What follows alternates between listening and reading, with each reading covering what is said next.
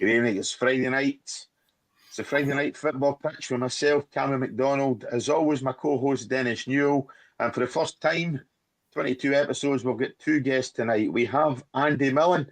Andy becoming a regular. Good evening, Andy, and Happy New Year to you. Good evening, Cameron. Happy New Year. Happy New Year, Andy. And, Happy New Year, Dennis. we're also joined by Graeme Duthie, host of several podcasts. Graeme, on you go, I'll let you name them. Happy New Year, guys. The Happy New Locker Room Year, podcast. And I've also started my own Hearts podcast, maybe not a Wednesday day the way we're playing just now, but it's called the Gorgie Boys podcast on YouTube. So I've got that as well. Yeah. No problem. Graeme, a regular guest with us as well now. So let's see how this works with four of us tonight. So good evening, and as I say, Happy New Year to you all. I'm going to start with where we ended off last week. Unfortunately, Andy, your internet phone connection dropped off last week. But as we've been mentioning previously, I was at a game a couple of weeks ago. Clyde visited Spartans. There was quite a serious injury on the park to Paul Watson. Paul obviously suffered what appeared to be quite a serious leg injury. But these things happen obviously in the game. But happened 3 minutes into the second half. And the game didn't kick off again until between 4:45 and 10:05. So he was lying in the park, injured for a good half hour anyway, just to give anybody who didn't catch last week's broadcast or the previous week's just a bit of background on it. So that's where we are just now. Thing is, I didn't think it was right, and I questioned last week the medical facilities that Spartan have. Now, to put you guys in the picture before we go any further with this, I spoke to the SFA today, to their wellbeing department, and the chat for the wellbeing department is either going to get back to me with what the minimum requirements are for medical at the park, or he's going to put me in touch with somebody who is aware of the medical requirements, the minimum requirements for games. So, Dennis, first of all, obviously, we know the situation with Paul Watson. It was a horrific injury. But your thoughts on the fact there didn't appear to be a doctor last week or 2 weeks ago, and indeed the fact that the SFA aren't 100% sure on exactly what the minimum requirements are? Well, again, I'll go back to it because we can be overkilling this, but at the same time, there is a concern that basically, if there's no requirement, then you've got a problem, because in health and safety, looking after people, it's important. I mean, we all have it at our workplace. You know, I mean, yeah. We're really heavy on it in our company, which is right. You know, we have safety features all put in place, and it should be no different in the football park, if not even more, because you know, the way you're physically making tackles, it's going to happen. Maybe not as much as when Andy and I were kicking a ball, but the bottom line is it's certainly a physical sport still, and as you rightly say, there was a bad injury. The point I was making before is, and we still couldn't get clearance on it between Andy and I last week when we touched on it, was the times that I've been at senior clubs, I was led to believe that you had to have a doctor and call, or one very close that you could get them within. You could be sitting in the house 100 yards from the stadium or something like that you could get. That was my belief. Yeah. And when I was managing, I got that impression as well. Maybe not so much when you get to the lower clubs, but in senior football, my belief was that you had to have a doctor, either a club doctor, who was there, and you've also, I think, got to register a club doctor, and there should be somebody that can be there at short notice. Now, yeah. Again, it's not something I've ever delved into to get clarity in that, because it was a hearsay, and I've never came across an injury like what you're talking about that had that requirement. But it's well worth picking up on, Cammy, I think, because health and safety now we're not being dinosaurs about it in any way by saying, oh, everybody's got health and safety. It's something that should be taken just as a natural, like pulling on a football strip. Yeah. Andy, you've obviously been at several clubs. And as I say, I think you and I mentioned last week, we were fortunate enough at Clyde to have Stuart Hillis, the Scotland doctor, I think, at one time, you know, who was always there on match days. I'm still astonished that there doesn't appear to be a necessity for a club doctor to be at a ground on a match day. I'm led to believe, Cammy, that if you're in the Premier League, I think every club has got to have a registered doctor, even on the bench in the Scottish Premier League. Mm-hmm. But once you drip feed out the Premier League, then I think things start to change. Now, I don't know what the pros and cons are. I do know that the club I work at is Morton. Normally, we've got 2 doctors at our home game. One doctor will be in beside the crowd, another doctor will be on the bench. But I'm sure a lot of the time, I know at Morton Football Club, most games, and I say most games, last week when we played Ayr United, we never had one, but most games they've got one, at least one, when we go away from home. But if you don't have that, normally the home team supply the doctor. But what I would say for that is each club has got a duty of care to their employees on a Saturday. And what I mean by that is whether Morton are going to play Hearts, Celtic, Albion Rovers, it makes no difference. Morton Football Club or that football club who's in the professional league should each have a doctor with them, because they've got a duty of care to their own squad of players. And I find it staggering in 2025 that there isn't a ruling. But what will come down to, Cammy, is, and I don't know how much doctors get paid or whatever, but some will be doing it. I'm sure the Morton 2 doctors do. I do know that. They're doing it for nothing. They're doing it as a gratie. But you've got other clubs, understandably, or the doctors will want paid. But there should be a ruling from the SFA and the Scottish Football League to supply. Each team should have their own doctor, because if it's Scotland who are going away in international duty, they'll not have one doctor. They'll probably have 2 doctors. They'll have at least 2. Yeah, that's it. You get Celtic Rangers. They'll all have their doctors, and I'm not talking about a full-time doctor being in as a full-time club, which some bigger clubs, they all have down in England. I'm just talking about on a Saturday. There's your duty of care to your group of players that are your employees. And I found that staggering. You told me that there wasn't even a doctor there.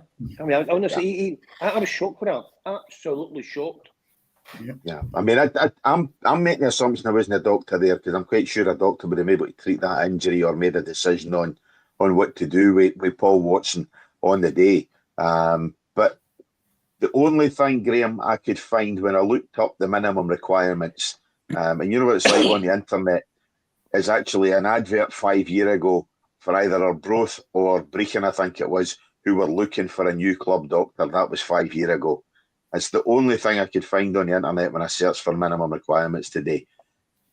I think it's absolutely staggering that there doesn't appear that necessity on match days. Well, I'll tell you a little story. So my laddie, who's now 12, playing for a team. Obviously, he's, at the time he was 10-year-old. He's not playing for them now, but he's playing for a team, and they went train him. There's about 15 of them, 2 coaches. Not one of the coaches had a first aid kit. And ironically, what happened? One of the young players went down with an injury. His leg was really sore, and they had nothing to put on it because there was nobody there with a first aid kit. Right. They had to phone somebody. Else who put him in a driveway to bring an ice pack because they had no first aid kit. It was like, that's not right. There should be something there, especially for young laddies, that need to have some kind of first aid if this kind of thing happens. And of course, they didn't have it when they got injured. It's a joke. It shouldn't happen. Yeah. No, I mean, it's as I say that. Sorry, Dennis, on you go. No, I have, when I recall it in a bit more depth, that I've seen a player getting injured, but the doctor for the opposite team has come along and maybe look at the home team. Yeah, and I'm thinking more in Albion Rovers and that. And I think what's happened is maybe Albion Rovers that particular day, the doctor couldn't make it, but probably they checked before they got there that, say it was Arbroath we were playing, they would have a doctor. And I know in an instance that it was it's been the opposite team doctor that's actually treated someone. That's what I'm saying, Cammy. I think that's what a lot of teams do. But what I'm saying is, I know Graeme's talking about your younger kids, but if you're talking about your Scottish football professional league, which Scottish Premier League, Championship, League 1, League 2, there should be accountable. Yeah. But even Andy, if you've got organised football, like Graeme's talking about there, it doesn't matter what level it's at, there should be some form of treatment or first aid. You need first aid. If you're going to be stipulating right through the whole country, you need these coaching certificates. And then that's got to work hand in hand with it. Now, that's maybe something they should do on the back of that. That if you're going to be coaching a team, you should be taking that first aid kit test as well. Yeah. I don't know, Dennis. That I would think, I might be wrong here, but I would think the SFA would stipulate that there's got to be a certain amount of people in a youth team. Just say we're talking, say the amateur teams, like Graeme's got maybe say for under 10s, under 18s. They've got to have first aid certificates. I would think. Well, again, we're back to making assumptions. Safety, right. Should be wrong. Yeah. Well, as I say, hopefully I get. Sorry, Cammy, but you said that that's a professional team in League Two, Spartans. No, just Spartans, but the opposition team. And if there wasn't a doctor there, that's poor. Yeah. Really poor. Again, it is a bit of ifs and buts, you know. So hopefully once we get some clarity, I know this has ran for a couple of weeks now on the show, but hopefully once we get clarification during the week for either the SFA or the SPFL, then we can put this to bed, you know. And I'm quite sure Spartans that day would have met the minimum requirements. I'd just like to see if we can get clarification of what the minimum requirements are. But as I say, that's just say, Dennis, we spent enough time on this. It's about time really to put this to bed and concentrate maybe on football. And Andy, I know last week you'd mentioned, before we move on to the games, possibly a kind of bit of league reconstruction, and it's something it's not reared its head for quite some time. But it will again, no, because the SPA, the top league will never get bigger because the cake's too big.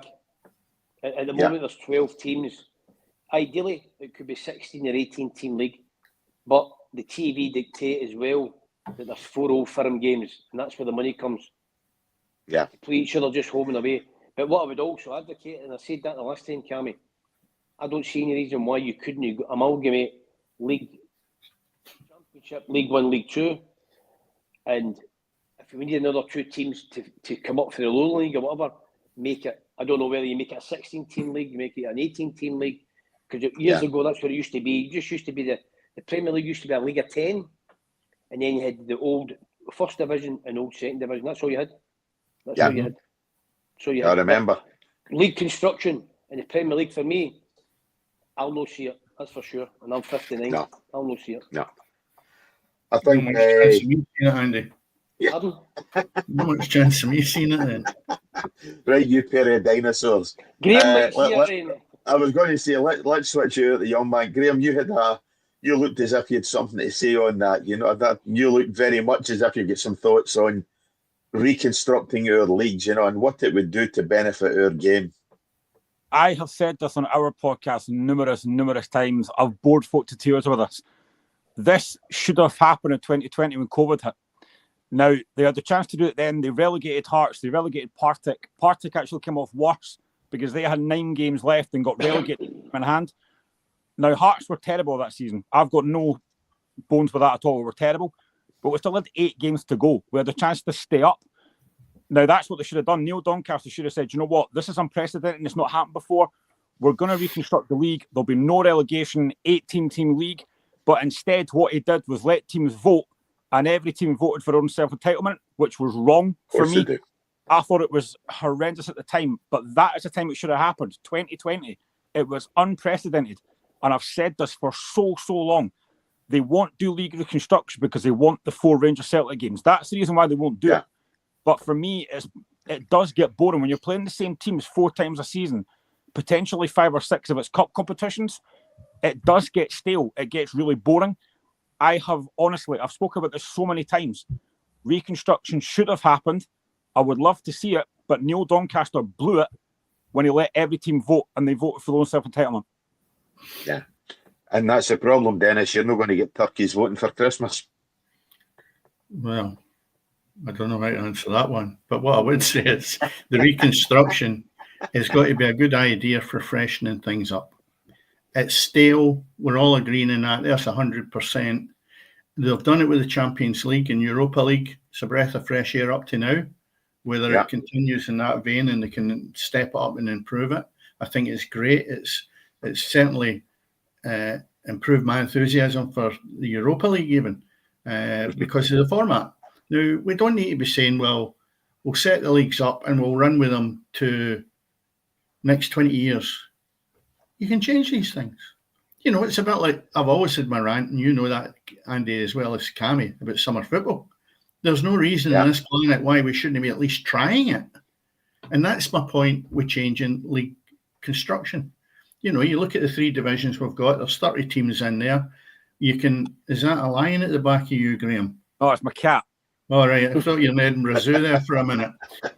So the thing is that if you really take it and you could bring a couple of teams back, because we've lost a lot of teams from the old division, lower division. I mean, we've lost nearly half a league, maybe more, where the Berwicks, Cowden, Beath, Albion Rovers, East Stirling. Right, so these teams in that division maybe could merit filling it up to have a split that we only have 2 divisions instead of 3 below the Premier League. And it gives them still that priority to go and have the top flight as it is, if they're hell-bent on not changing that. Because everybody's in agreement here. They're only doing it because of the television with Celtic and Rangers. And I know what you're saying, Graeme, because there's nothing in my mind that would encourage me to be watching Ross County and St Johnstone on a regular basis. You know, and that's not being disrespectful to them, but I just don't find it. When there's other games around, I would be taking as much time as I would with maybe even looking at the lower divisions. Because I'll tell you what, if you look at our divisions as we will, you'll find that some of them are really tight. I reckon it'd be even better if we just had the 2 divisions below the Premiership. Well, but Dennis, you're saying you... Sorry, on you go, Andy. I'm just saying, Cammy, I've said that. I think that would be a breath of fresh air. Understand Graeme saying about the bigger league. As I say, I don't ever see that happening. No. I mean, as I say, I've told you the story that I came out of St Mirren in 2010, but at that stage, they were trying to get it back down to a League of 10. That's what they were wanting. That's what the bigger teams were wanting, back down to a League of 10. Because the cake, you can't make the cake get any bigger. No, it's money though, Andy. Money. It's not about football. It's about finance, and they don't want you. But if that team, like what happened last season, Livingston came down. Livingston are going to try and get that bounce to go back up right away. If they don't get it, the same thing could happen to them as what happened to a Hibs or a Dundee United, where they could get stuck in that league for the next 3, 4, 5 seasons. The problem is that you're allowing the Premier League teams to vote. And one of them's going to be daft enough to say, yeah, we'll have reconstruction and they're sitting in the major goldfish bowl. They're not going to vote against themselves. Well, that's the problem you've got. As long as it's 11-1, the vote goes through. You only have to look at the AstroTurf pitches. You know, the AstroTurf pitches in your top league for me shouldn't be allowed. No. I mean, I worked at Kilmarnock, great club, but when you see that, it comes on. You go to a Tynecastle, beautiful grass pitch, lovely stadium, and then the cameras go to Rugby Park. The park's done. It's shiny. It's done. It should be if you're going to promote that and say that your AstroTurf pitches are going to be played in the Premier League, then it should be changed every 2 to 3 years. Andy, you couldn't give me a free ticket to go to Rugby Park because I've yet to see a good game of football on an artificial surface. And there's another guy who said this a while ago, and always Brendan Rodgers. And I just can't take to it. I never have. And I'm going back to the days when Alex Smith was at Clyde. We used to share the training ground.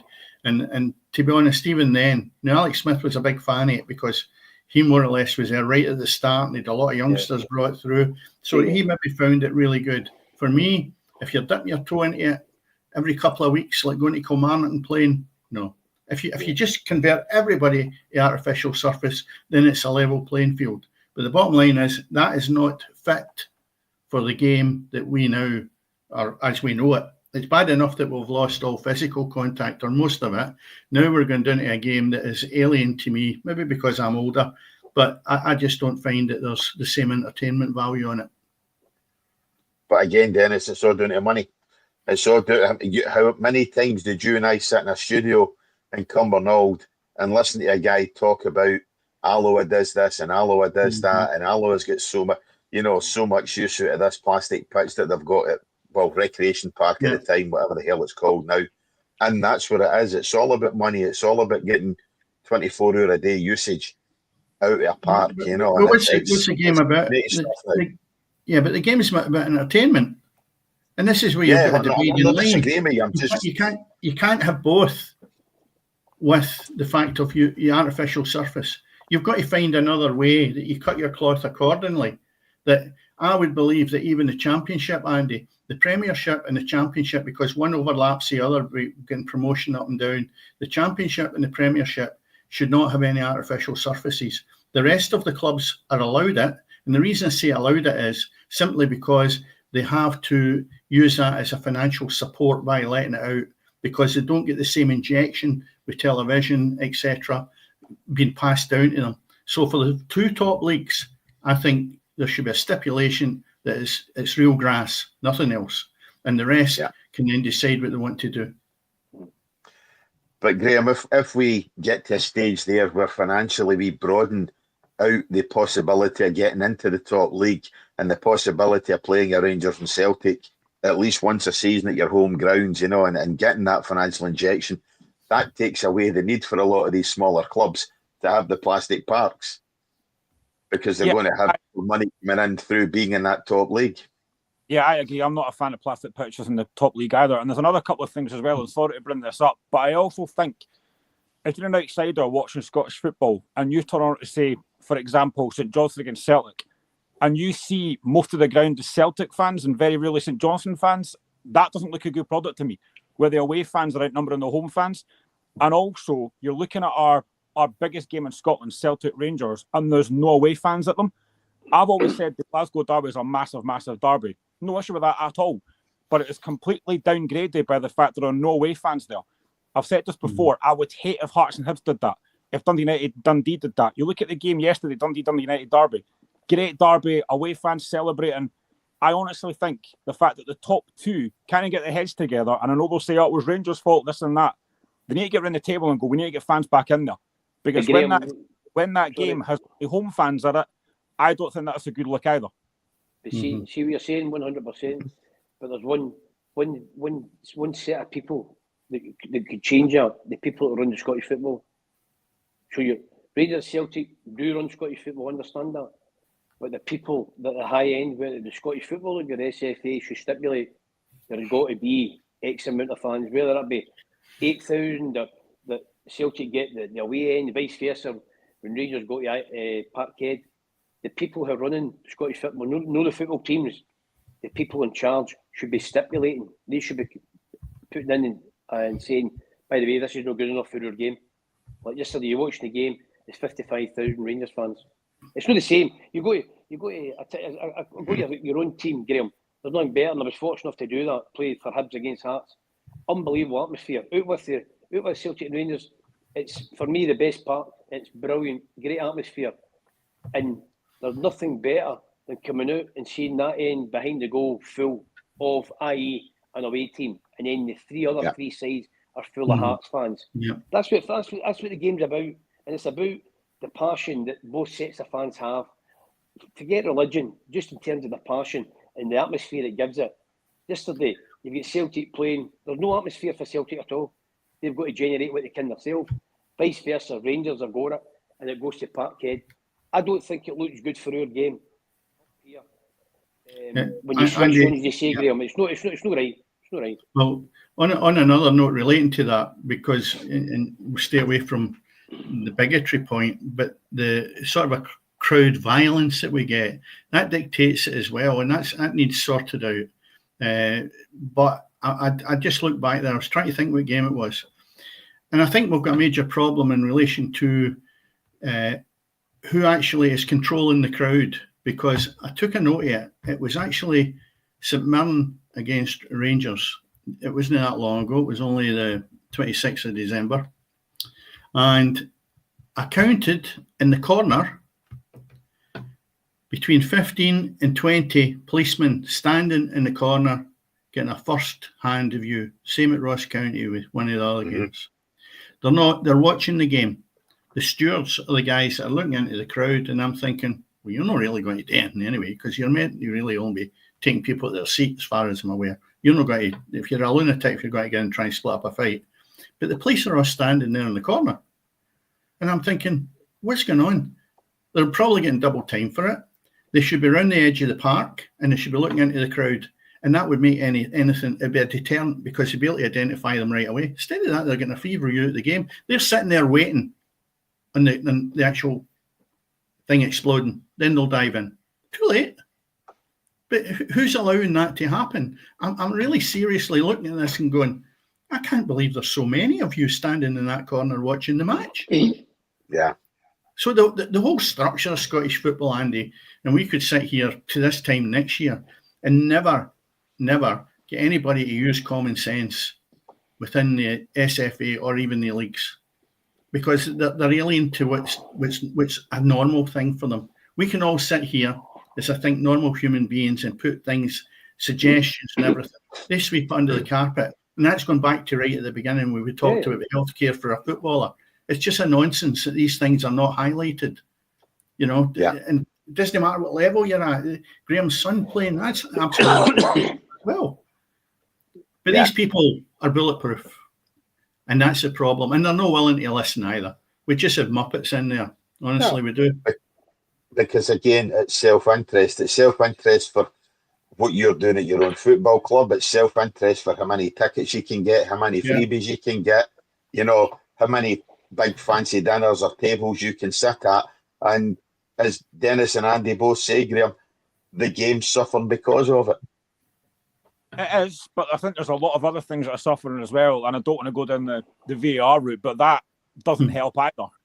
I had a couple of mates that were at the Ross County game against Hearts last week, and they said that VAR was brutal. They took about 10 minutes to make a decision, and it just adds on to there's a lot of things that are wrong with Scottish football, and I think some of the standards is actually all right. There's been some decent games this season, but I just think at times when you're like, I tried to get tickets for the Hearts game yesterday. I went online to try and get tickets, me and my laddie, 2 seats together, so it was full. I then watched the game and there's plenty of empty seats, so it's like, well, but that's not full. I couldn't get a ticket. There's a lot of things wrong with Scottish football just now, and I think somebody said the word Muppet, said that they're in charge. I completely agree. I just think they're hopeless, and it doesn't help. Like when VAR came in, it didn't help. When Ian Maxwell, your own Scottish Football Association guy, said it'll be terrible for a few months. What good's that? I mean, if you're coming to say that, what's the point in that? You need to be talking it up, and you're talking it down, saying it won't be very good. Well, why are you bringing it in then? Honestly, but as recent as a couple of weeks, he says it'll balance itself out. But that's why VAR's there, to not balance it out. It's there for 100% concession, right? Mm-hmm. That's what referees used to do. And Maxie, I've met him a couple of times, Andy, but he's just another puppet that's in there. And the thing is, he's saying it'll balance out. I'm sitting looking at him in the news going, are you having a laugh? That's why VAR and the extra expense again into the Scottish game is used. Maybe we need to rename this podcast Muppets and Puppets. You know what I mean? That's the one thing that maybe we're all forgetting, but the clubs don't. They've got to pay for it, and they pay handsomely for it. Yeah. So the product that they're paying for maybe up to the standard it should be. I mean, for anybody who's working, if you go and start a new job and you say to your boss, it'll maybe take me about 5 to 6 months to get my job going, you'll be back out the door again as quick as you come in. You don't got that time. Unless you're a footballer at Ibrox. When VAR came in, football manager at Ibrox. Sorry, Graeme. When VAR came in, the fans were not asked what they thought about it. They just went, we're bringing it halfway through a season. The fans were never asked about that. That's something that the fans should have been saying, because it affects the fans as well. Like, they're paying money to go and watch a game that's lasting about 3 hours now. It's like American football now, because it lasts that long with VAR decisions. But again, the fans are the last to find out and the last to get talked about. It's brutal. But Graeme, what do fans make of football? Let's be honest. They're shot on for a great height on a regular basis. They're forgotten about, as you say, fans are nothing. They're no longer the lifeblood of clubs because they're more interested in what they can get for TV. You know, so whilst I agree with your sentiments 100%, I heard that. the rest of the guys do not even interested in what the fans are thinking. I had this years ago, and I've had it firsthand, and you might as well, Andy. We had a game off when I was at East Stirling, and the guy that was the main man there, I don't know who it was. It was the secretary anyway, but he sort of run this club the way he wanted it, and a game was cancelled, and he couldn't get the game on quick enough, right? And it was fired in then for a Tuesday, and I said to him, look, it's probably because he wanted to keep the pies over. So I said to him, you're not getting the supporters much of a chance or time to get their work sorted out or go there. And he went, they don't count. Just forget about them. Just go on, away you go to the training and don't worry about them. And I thought, what a stinking attitude.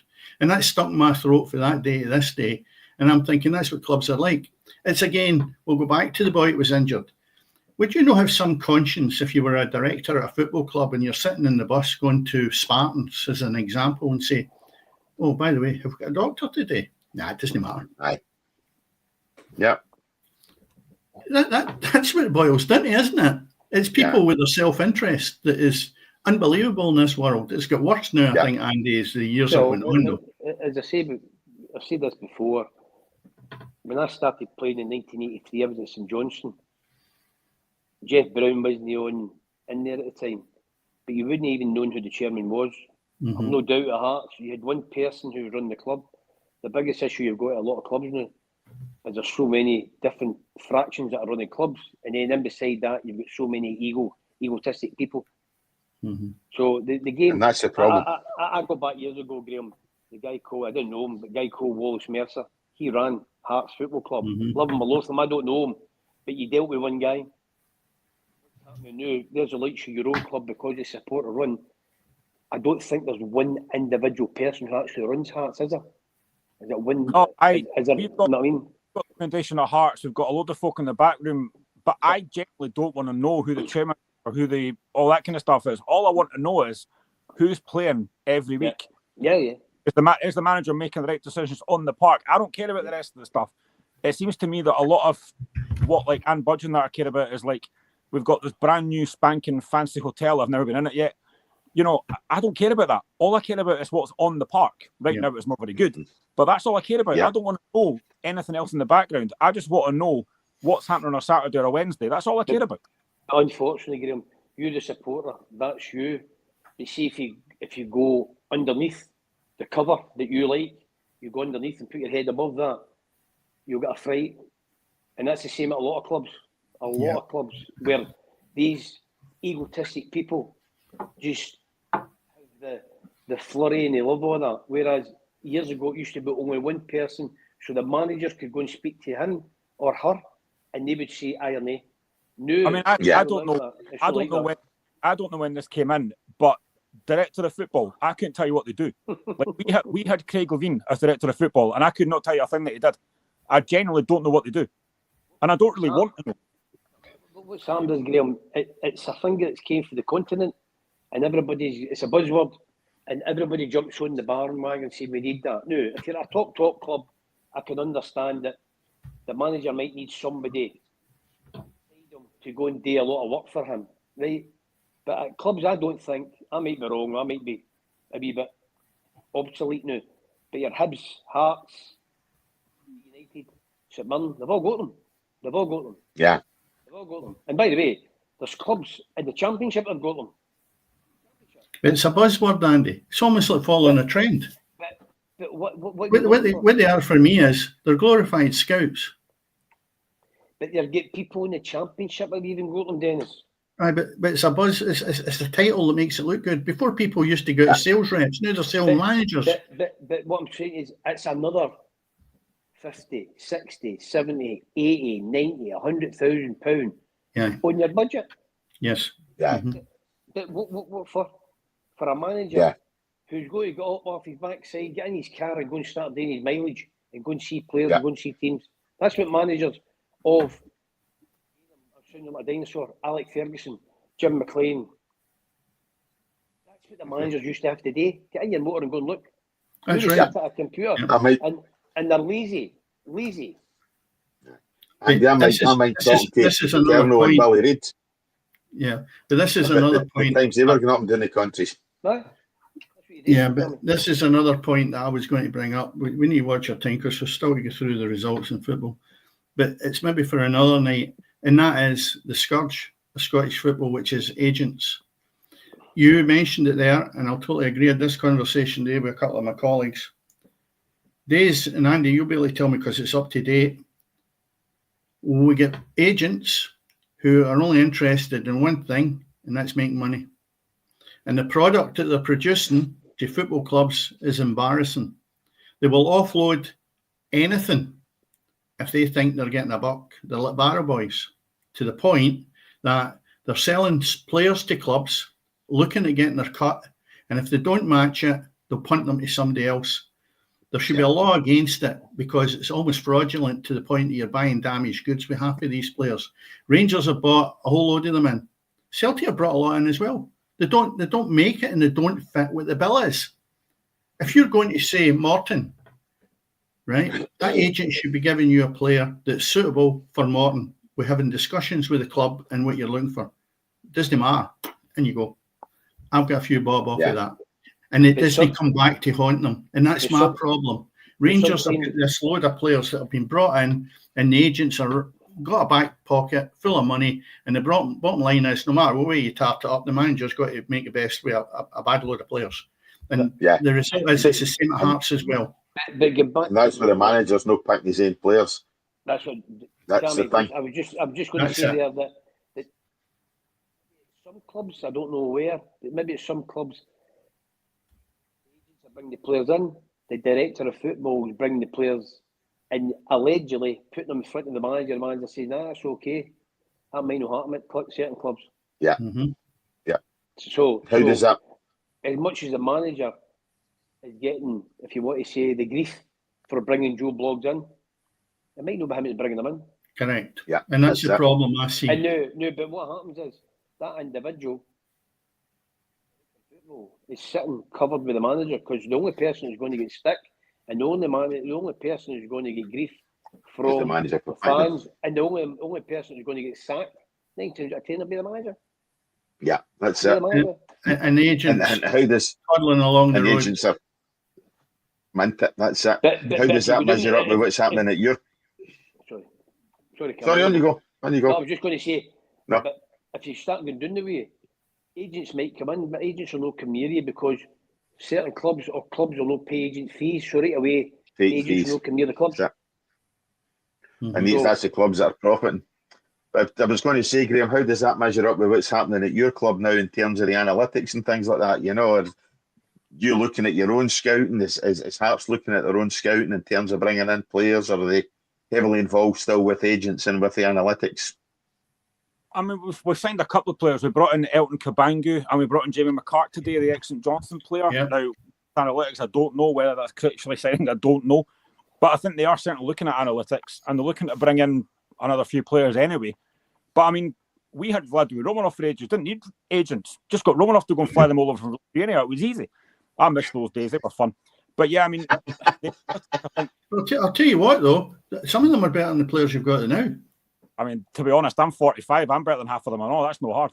But I know. I'm talking about Romanov's period. There was some good players in that Hearts team that was brought in. There was a story when George Burley was there. There was a story they brought in a guy called Ibrahim Tal, and Burley didn't think he was good enough. He said, "Nah, he's not for me." And a couple of days later, he'd signed a 3-year deal. Was in Burley's squad, and he was like, "Nah, no for me. I'm not doing this anymore." But yeah, I mean, I think the analytics are a good thing. I just want to know, like I said, I want to know who's signing the players. Is it critically? Is it analytics? That's something we don't know. Yeah. Mm-hmm.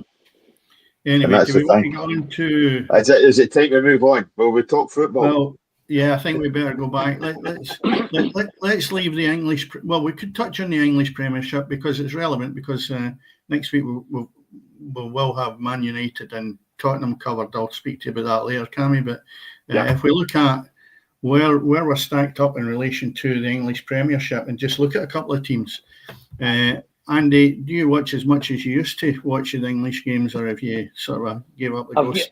I've gave up with my team. It used to be Man United. That's what I mean. Yeah. Even during the week, tell me. I saw the first goal they lost against Newcastle, and that was it. Switched it off. Graeme, do you watch too much?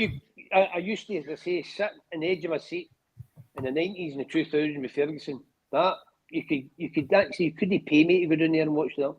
Mm-hmm. No, that's and exactly. by the way, you come back and say, Morton, I understand that you can give me grief and give me stick, but they're meant to be the best at the top of the tree, getting paid £300,000, £400,000 a week, and wow, that guy's got a really, really, really difficult job. A really difficult job. Yeah. Graeme, do you get watching it? Well, as someone that follows Liverpool, I'm enjoying slot ball. I'm hoping for another spectacular victory of Man United on Sunday. Yeah, I think you'll get that. I don't think that'll be difficult, Graeme. The only thing is, there's a lot of us who talk about Salah, Van Dijk, and Trent Alexander-Arnold's contract. It looks like Trent's probably going to go. I mean, I just wish Liverpool would sort this out, because we can't really afford to lose any of them, to be honest, the way they're playing. Yeah, this is the thing. Yeah. The thing is, Graeme, it's a two-way sword. If Real Madrid, Alexander, and just say give him 50 million, for them to buy or get a player of that ilk, that would cost them, I'm just going to say 50, 60, 70 million. But even for Liverpool to replace that, it's going to cost them millions as well. So I don't know. I don't know. Obviously, Liverpool have got a set wage or a set way of working. I don't know. But to lose that, because he is a major player for them, and so is Van Dijk, and obviously Salah, even though they're older, he's certainly producing the goods at the moment. Salah, top player. Yeah, well, they're the team that's in form and they're worth watching. You know, if you look at some of the other games, and just running through a couple, Ipswich beating Chelsea on Monday. Who would have thought that? 2-0 to Ipswich, which is... At the moment, this drug deal, not so much drug deal, but a player that failed the drug test at Chelsea, they've gone right off the boil since that happened. Yeah. You know, you just wonder what else is happening in that dressing room. I'm wondering. Maybe there was fumes coming off him as he sat on the bench. I'll not say any further than that, because you get yourself into trouble. Anyway, Aston Villa drawing with Brighton. I don't know whether Aston Villa's maybe slipped a little bit, but Brighton are both these still clubs are strong. Yeah, both these clubs are struggling just now. Yeah, and Man City, obviously, as we've just mentioned, talked about going down 2-0 to Newcastle. Man United been down 2-0 to Newcastle, Dennis. What did I say? He says Man City there. Well, it's just because they're the next result that actually won against Leicester. They won on Sunday against Leicester 2-0 away from home, which was well needed, I think, in relation to that, because where they're looking at in the league position is not healthy for them. Yeah. Crystal Palace beat Southampton. Everton get beat with Notts Forest. Fulham drew with Bournemouth 2 each. Tottenham, another strange team, 2 each against Wolves. And West Ham turned over big time with Liverpool 5-0.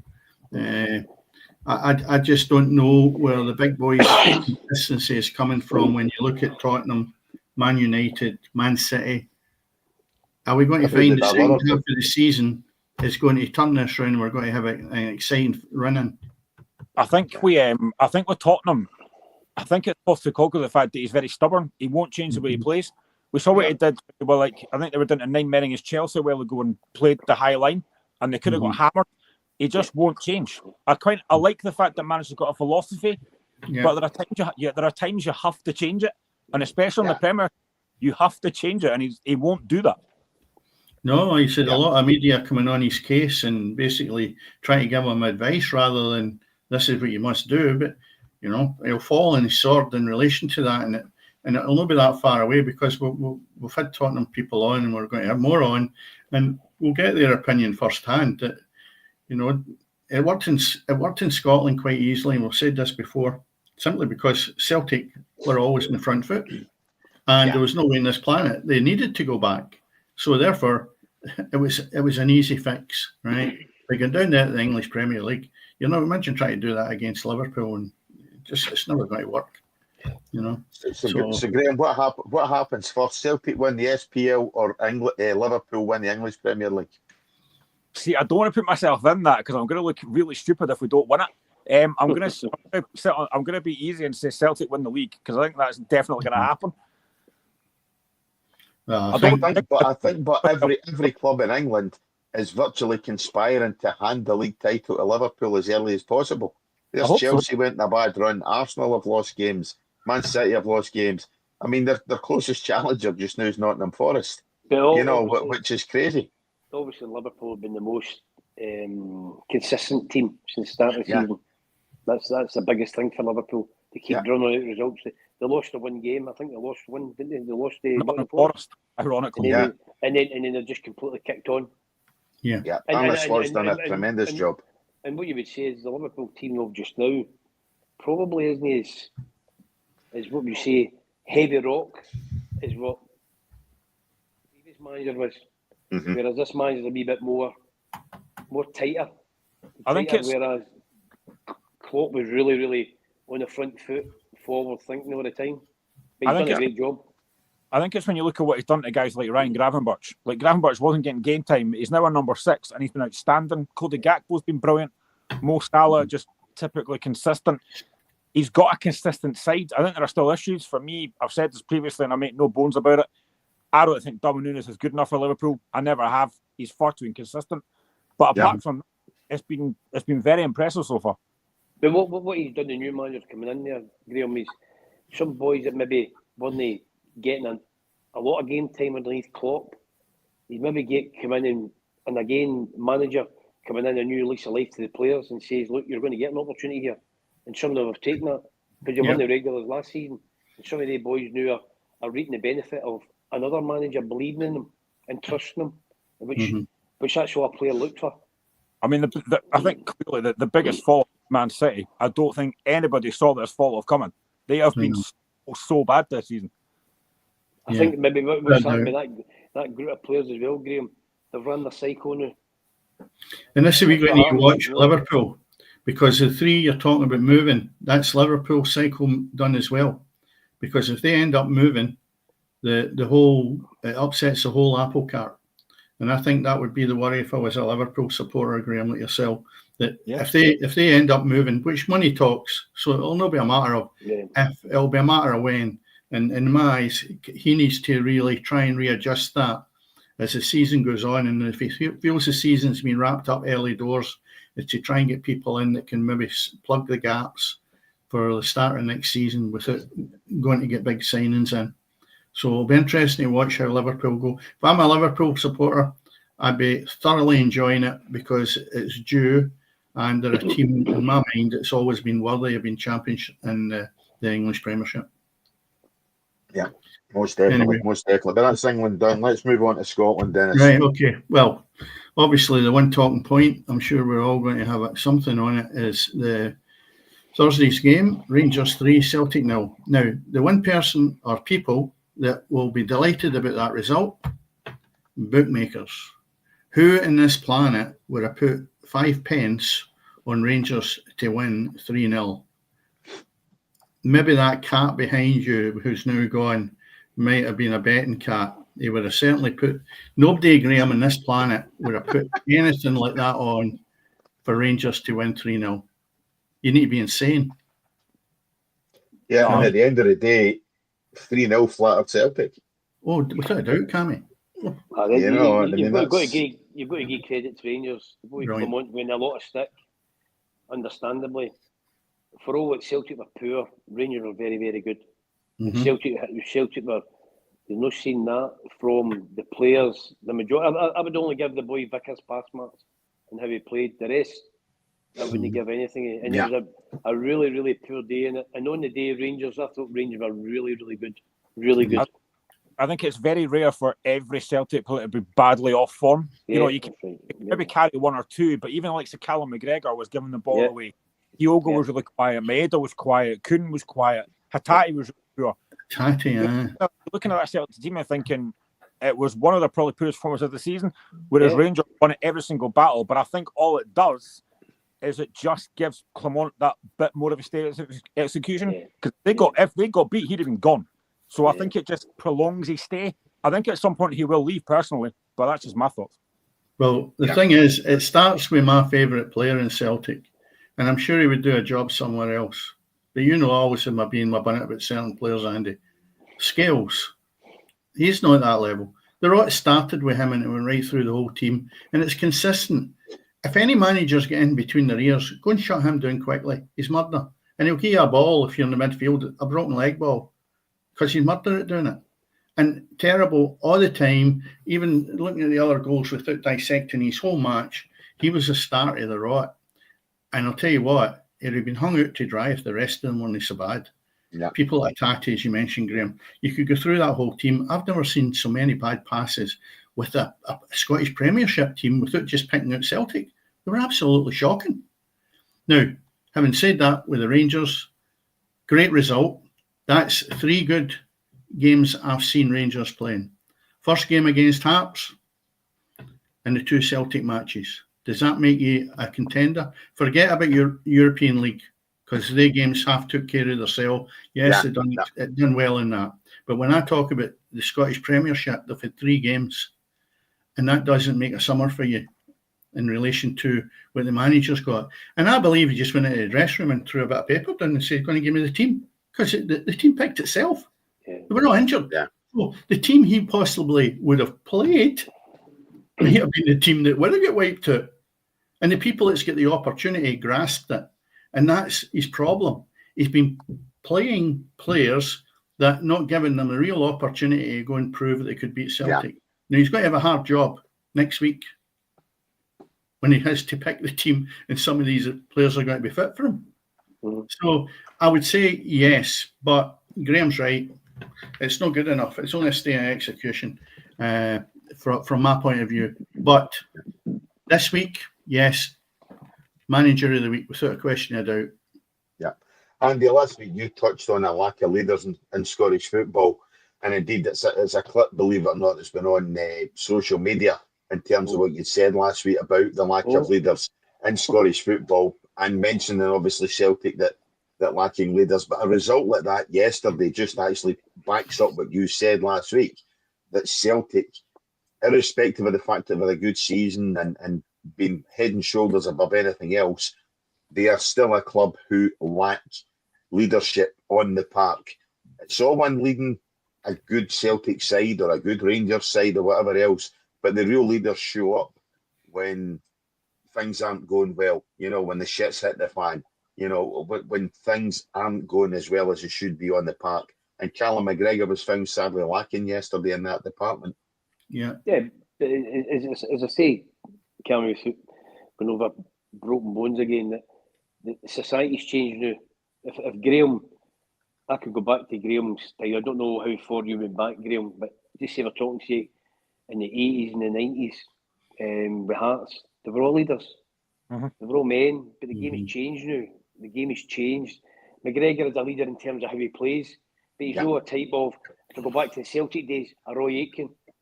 He's not like a Roy Aitken. He's not going to drive the game forward. He's not going to be in somebody's face or that. He's not that type of boy. No, but the game's very nice now. It's the element of being aggressive has been taken out of the game totally. That's how you get away with captains being is lightweight, if we call it that, in a match. They don't get players with the scruff of the neck. No, you never hear them falling out with each other. How many games have you played, Andy, in your career? You're over 700. How many times you fought out with your teammates? Must be dozens. As I say, when I played, Dennis, not just me, other boys of my era, I never had a mate in the world, not even my teammates, my pals. Yeah. Well, I had that in the David. That's because you never bought anybody a pint, Andy. But at the end of the game, we were all mates. That's fine. And you'll be the same, Graeme. Your team now. I would never have said that Shanks was a captain, and I don't mean that how he leads, how he plays, or when he was scoring goals, he was leading by example. But he's no somebody of, you go back to the 90s when you had your Levines, your Mackays, your Cahoons, they take the players. John Robertson's. I mean, Graeme Hogg and Craig Levine fighting in a 6-yard box. Yeah, Yeah. Up at Kirkcaldy. You couldn't do that now. You do that, you're blacklisted. But Graeme, how do you find Boy Shanklin being the club captain or the captain? It's a hard one because I don't have a problem with it. When he was obviously scoring a load of goals last season, this season he's been really badly off form, and that's pretty much shown. And I actually said on X yesterday that the last 2 games we've played, we've not missed him. And I'm a big Lawrence Shanklin fan. I love the guy. A good player. I think at times he has lacked that leadership. And I used the word a couple of days ago after we drew with Ross County that squad is too weak. It's too soft. It's too nice. I don't see anybody in that squad that's going to have somebody up by the throat in the dressing room going, "What was that today?" There's nobody that does that. They're all nice. See what you're saying? All clubs will be saying the same thing as you're actually saying. And that's me being genuine. The game is just... And I don't mean that. It's just the way society is. And also, if you go back to the academy system, where they come through the academies, there's no many people that are allowed to have a personality. So if you're somebody who is maybe aggressive in the training ground, or you're somebody who's got an opinion, you can still quell that as a coach, but sometimes you can be deemed as a problem, a problem person. Some people look at that. Well, he's got a problem. He's got an attitude. Why? Because he's got an opinion. No, there's nothing wrong with that. But as long as you're in control of that opinion as a manager, you can still quell that. You can quash that down, no problem. And it's the same as a player, but they don't want that now. They do not want that. And they're not even allowed that there. That's a better thing. You'd actually be deemed by people running football news, oh, he's no good. You don't want him. He's a bad apple. Again, Andy, I get back to when you were at Broadwood, and the players you would hear shouting at one another, screaming at one another. You know what I mean? Now you don't hear that on the pitch. And bear in mind, there's even less people now at playing games than what there was back then. So you don't hear players interchanging. You don't hear players shouting at one another, or there's very little of that at all. At times, Cammy, it was personal how you spoke. Sometimes, no, in a bad way. Sometimes it was just to get a reaction, but it was personal. But you don't get that now. And actually, when you actually, even as a coach, you maybe have a go at somebody, actually take it personal for you. We talked about that last week. That you can't take a player by the throat. You can't kick his ass. And we spoke about that again last week as well. If you do that, you'll be going to the HR and you'll be sacked. I know that's what happened. Obviously, you'll be in the queue behind the doctor's list. I know that, I'm just a fan. I know that players have got jobs to do and stuff, but I really don't like, especially as a fan, when you see a player coming out and saying, "Oh, we're really hurting after that result," and you're like, "No, you're not. You're basically." Graeme, you don't care like I do. You don't care. You're getting paid. I'm not. Yeah, and I don't want you to be offended there with fans, right? And I understand that you come and watch the game. What I can't understand is now, Graeme, see if I go back and I'm sounding here again like an old fogey. What you get now is every club, the fans clapped the players off and clapped him on and clapped him off, or clapped him on and booed him off. Now, the players come out and clap the fans. And even at the end of the game, they go up to the stands and clap the fans. I don't mean that in a bad way. I'm not into that for the simple reason is I appreciate the fan that comes. I appreciate that. But what happens is, when I'm not winning a lot of games, am I still going to go up and clap you? And that same individual is going to go, "Oh, brilliant, you've done brilliant today." I know what's going to happen because it gets personal. So what happens now is players now feel obliged and clap everybody. And then you're walking off the park, win, lose or draw, and you go on and clap, and I'm going, I wouldn't do that. And that's only me. Even now as a coach, my own manager does it after every game. I would never do that. I just got up and walk away. I've heard a couple of times at Tynecastle, I would never do this, but I have heard a player coming on and getting booed when he comes on, something I would never ever do because I don't see the point in it. Yeah. Oh, listen, Graeme, I don't mean it in a bad way. I remember playing at Dennis's old team, still in with St Johnstone, and I was getting booed at the warm-up. I was in the stand that day. I was in the stand. And that's genuine. Booed at the warm-up. The old days Stirling, out it came, boo. I was at the warm-up. I wound them up, Andy. Don't worry about it. That was 1924. Again, Graeme, that's where the whole game. I just chuckle at times when I go and watch football, even if I'm not in the dugout and I go and maybe watch games and I go, I can't understand what was on in here. Yeah, no, I really don't. Well, and you're back to the team that you support, Graeme. And I say that I don't know if the players actually understand how big a club Hearts are, or they can't handle the expectations. And I always say this: to play at big clubs, you don't need to be the best player, but you need to be able to handle the expectations. And that's sometimes when I look at Hearts, and you go back to these days. If you want to go back then in the 90s, he had a team that would run and work and fight and scratch. And then you go the opposite where you're talking about Romanov. Good players. But a team that also run, fought and scratched. And then you look at your group the new, and at times I go, oof, they're a bit. Yeah, I've always fluffy. said I can accept defeat, but I can't accept players not trying. Yeah. Can you accept supporters giving the manager verbal abuse? Because no. I experienced that when we used to go through. The press box is just right behind the dugouts, Graeme, you'll know that. But right at the side, and I was near the walkway, there was this guy, when Craig Levein was there, you might say, well, he deserved it, but no, I don't feel anybody deserved it. And Hearts weren't doing too great, and it was near the end of the game. And this supporter come down the stairs, and if you'd heard the abuse that he was giving Craig Levein, was absolutely appalling. And I thought, it's a football match, you know? Absolutely disgusting. Can I ask you, Will, your own, what do you think of your own manager, the new manager that appointed? Me? What do you think? You're a Hearts fan. It's interesting because I don't think that they've had the bump or the kick that you would normally get with a manager to get in, really. Do you think fans will be patient with him? Some of them won't be, because I've already heard a couple of podcasts. I want him gone. I don't agree. I've already said that he's a January winner. I think, since he's come in, he's actually won more games than obviously Stephen Naismith did at the start of the season, but that wasn't hard because we didn't win a game. But there has been improvement. I think there has been better performances. There's been poor ones as well. Yesterday was really good. Should have won by more. But there are signs of something there. And I think when he gets a January window, I want to see what he does. But I've already heard a couple of Hearts podcasts saying, no, get him out. He's not good enough. Personally, for me, it's not near enough time. It's a 2 months job. It's not long enough for me. He needs a window of players, and then you can judge him. But I'm somebody right now that is backing him. Good. I don't think where Hearts are, that's where they'll finish. I certainly don't. I think the teams that will be doing that area will be like a St Johnstone, County, possibly a Dundee.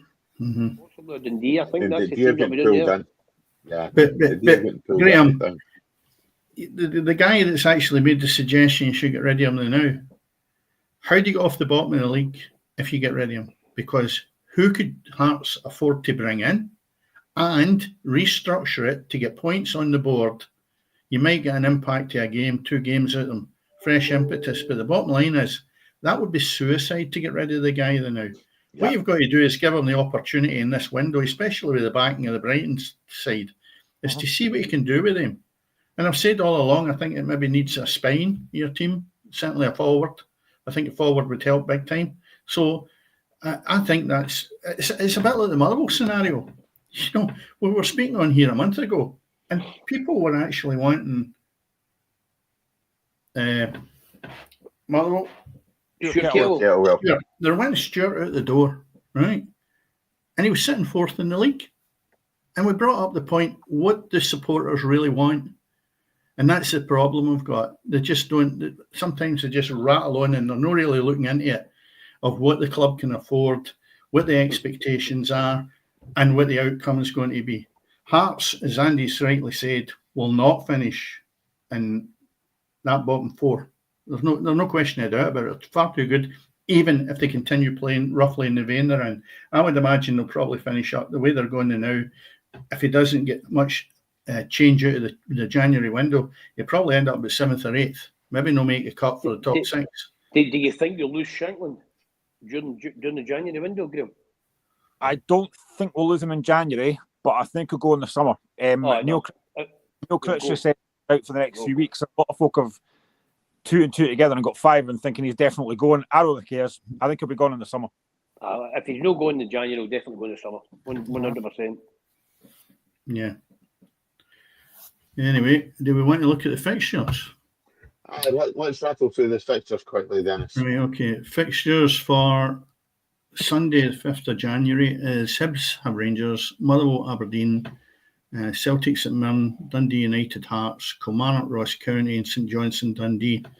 Then we can look at, before we're back on, we have Wednesday the 8th, Celtic have Dundee United, Kilmarnock and Motherwell, and on Thursday we have Dundee have Rangers. And the point I was making last week is, and then you just go to Saturday, there's a fixture list. There's 5 games to be played in the month of January. So it's a massive amount of points for any club. You could be sitting down where Hearts are just now, and you get, that swing. You could end up just be the situation of these games coming up. You could end up in that top half of the league. You could be sitting where Motherwell is and find that you're away down 11th spot. So I'll tell you what, it's certainly looking attractive with congestion that we've got for these fixtures.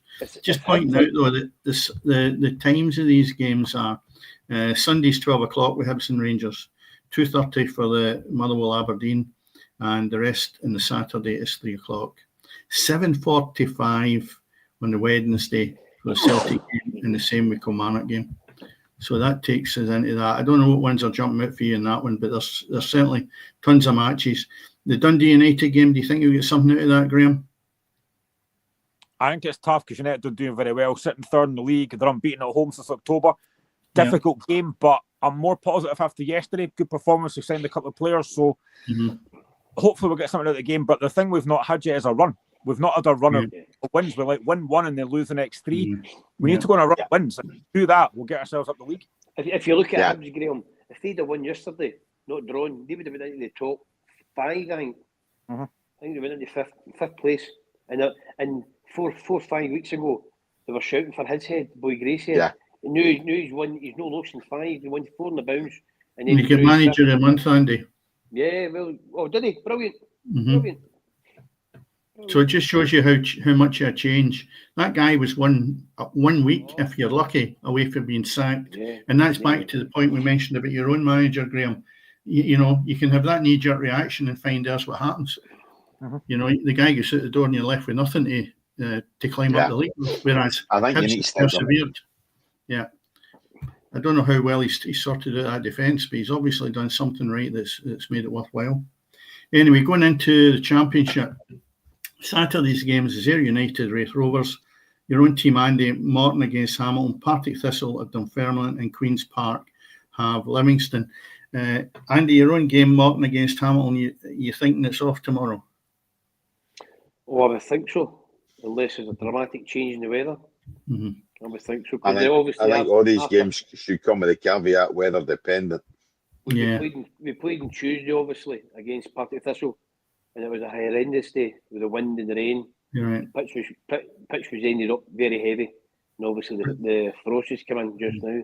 So but there's 2 you would fancy on that division, if anything, would be the Ayr United would be near the coast and Morton be near the water as well. Partick Thistle, I'd make an assumption that was off right away, and Queen's Park, and you mentioned earlier the game tonight's off, isn't it? Yeah, Queen's Park against Falkirk. Yeah, that's off tonight, but Queen's Park will be okay. That's on at Hampden. That was undersoil. Yeah, of course, you've got the undersoil. And whether or not Partick Thistle use undersoil, they don't have to, but they might put it on because you've got a better crowd on Saturday. Plus, you've got the hospitality, which is all money. Sure. So there's a good chance. Yeah. Okay. League positions, Falkirk still sitting up there, 42 points, Livingston 36. Livingston slipped a wee bit. We haven't lost the last 2 games. It doesn't help the cause, and I'll tell you what, Falkirk must be loving it, especially having drawn the last game.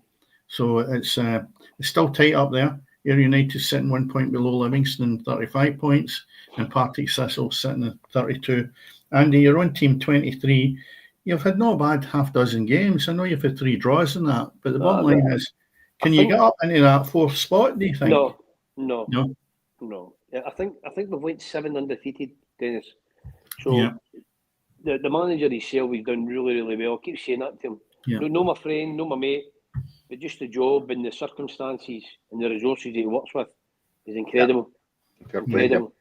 And for us to go and even beat Thistle, a team that are expected to be challenging for the league, and we beat them 2-1, which was an excellent result. Yeah. And the week before that, we drew with Ayr United, doing it Ayr United. So we did okay. Right. There's a realism within the manager, myself, that we know where we are and where we should be.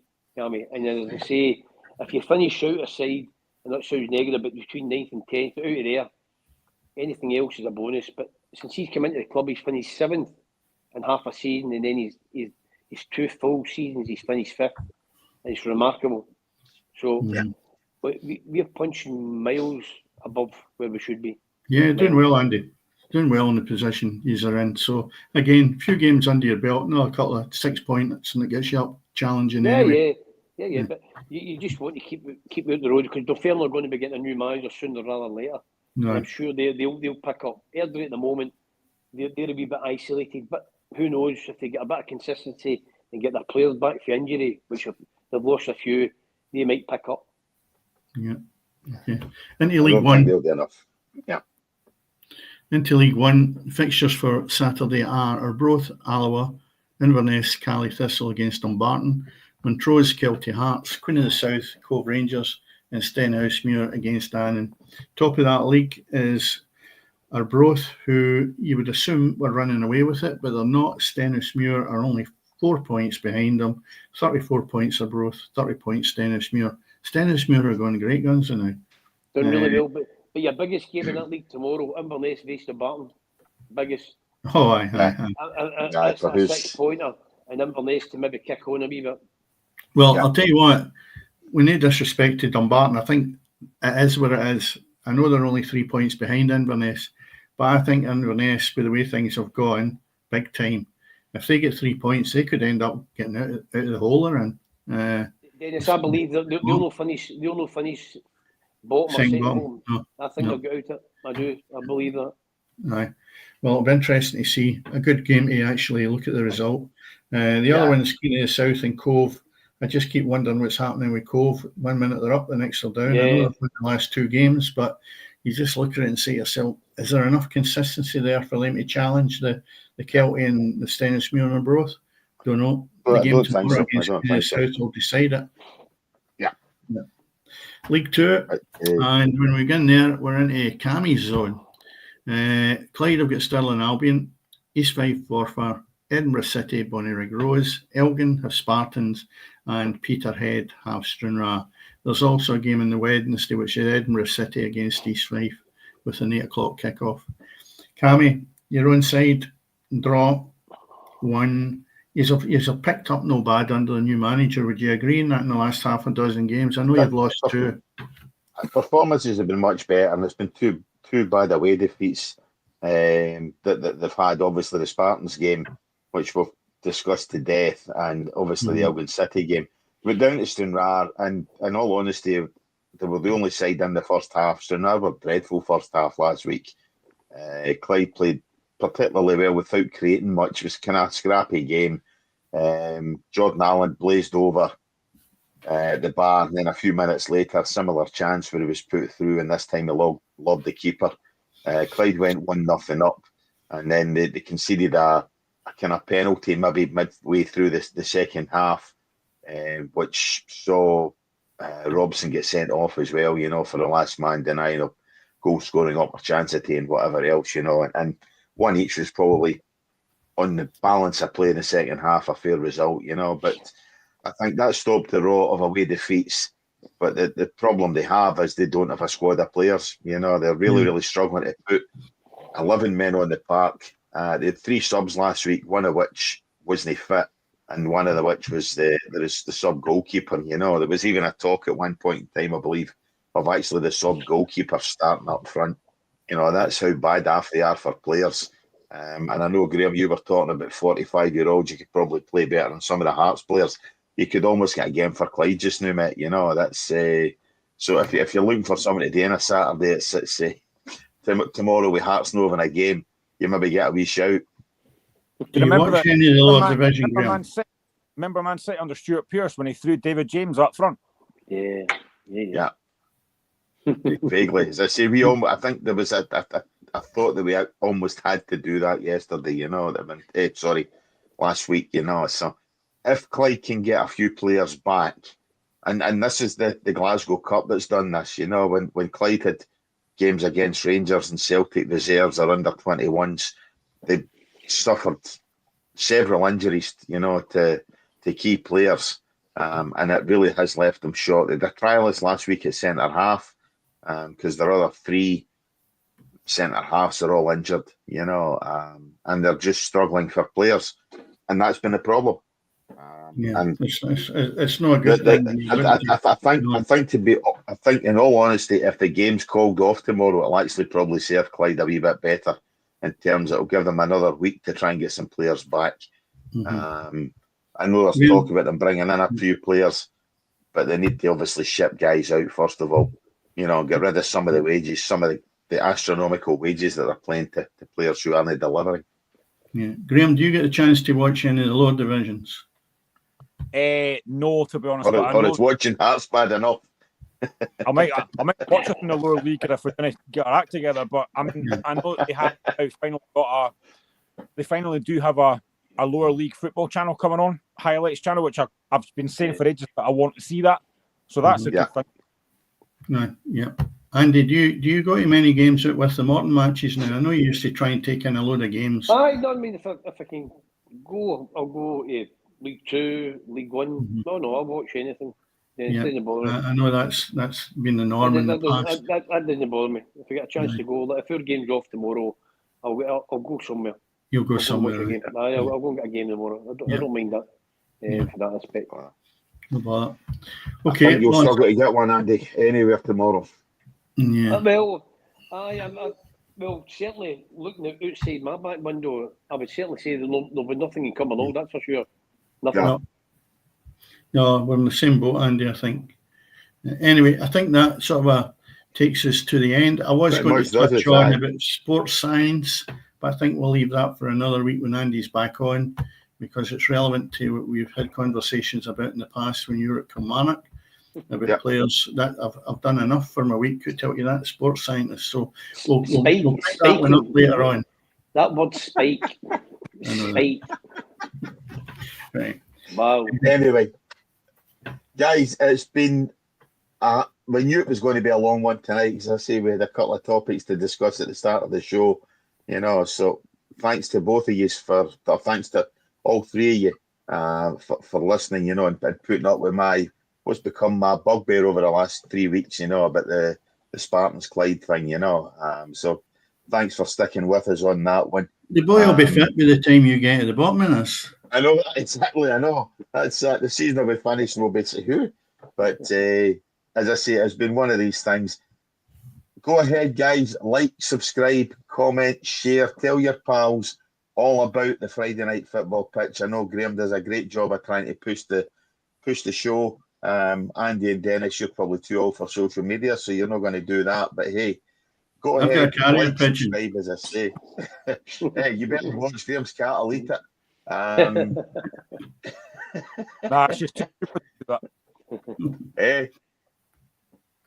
She's not bright enough to do that. But that's another 20 minutes. It's been the longest show that we've done. So thanks very much. Go ahead, like, subscribe, as I say. It's all happening on the pitch. Good night. Good night. Good night.